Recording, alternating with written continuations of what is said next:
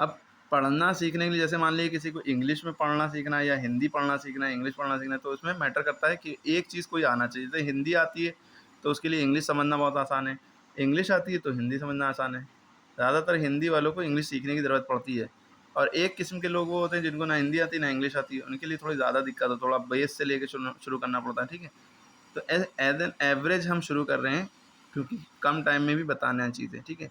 जैसे मान लिए हमें कैन लिखना है, तो हिंदी में का तो आप ऐसे बनाएंगे का, और कै कै की आवाज़ आ रही ना, तो का में ए की मात्रा लगेगी, कै और ना, तो आपने लिख लिया। लेकिन इंग्लिश में इसको कैसे लिखेंगे, तो का को हम क्या कहते हैं, का को के भी कहते हैं।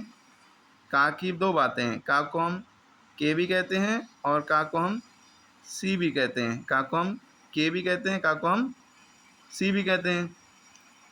लेकिन अब ये कुछ बातें हमें याद रखनी पड़ेंगी कि का जो ये कैन है वो सी से शुरू होगा। बहुत से बच्चे सोचते हैं तो इसको कैसे क्यों नहीं लिख सकते, तो ये याद रखना पड़ेगा आपको कि कैन जब लिखना है तो वो सी से शुरू होगा। अब सी की बात अगर हम करें तो सी को दो तरह से पढ़ सकते हैं। सी को हम सा भी पढ़ते हैं और सी को हम का भी पढ़ते हैं।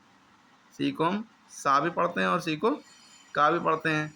सी को सा कब पढ़ते हैं, जब सी के बाद ई आई और वाई में से कुछ भी आए तो सी को हम सा पढ़ते हैं।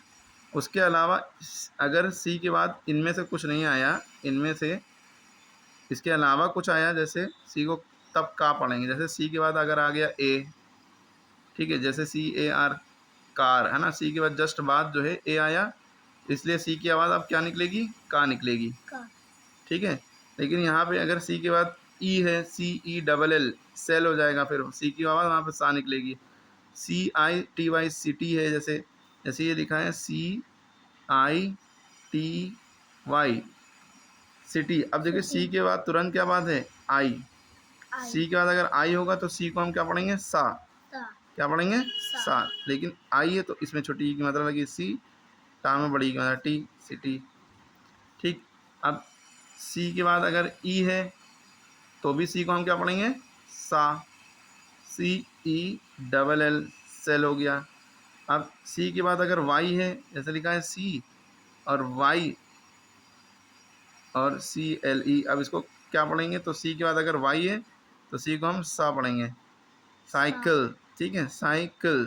अब यहाँ पे देखिए सी, यहाँ पे भी तो सी है, तो सी के बाद यहाँ पे एल है, वाई तो नहीं है, ई आई वाई के अलावा कुछ भी हो। अब यहाँ पे सी के बाद एल है, ई आई वाई में से नहीं है, तो इस सी की आवाज़ का निकलेगी।